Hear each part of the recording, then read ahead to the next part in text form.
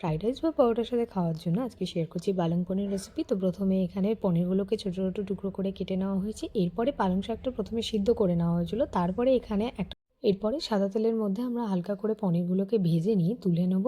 আর ওই একই তেলে দিয়ে দেবো তেজপাতা, গোটা জিরে, এলাচ, দারচিনি, লবঙ্গ দিয়ে পেঁয়াজ কুচিটা দিয়ে একটু ভাজা ভাজা হতে থাকলে এর মধ্যে দিয়ে দিতে হবে রসুন বাটা, আদা বাটা, পরিমাণ মতন নুন, পরিমাণ মতন হলুদ আর পরিমাণ মতন লঙ্কার গুঁড়ো দিয়ে সমস্তটাকে ভালো করে নাড়াচাড়া করে নিতে হবে।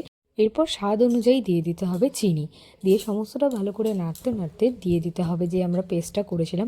পেস্টটা দেওয়ার পরে সমস্তটা ভালো করে মিক্স করে নেওয়া হচ্ছে। আর এরপরে দিয়ে দেওয়া হচ্ছে ভাজা মশলা।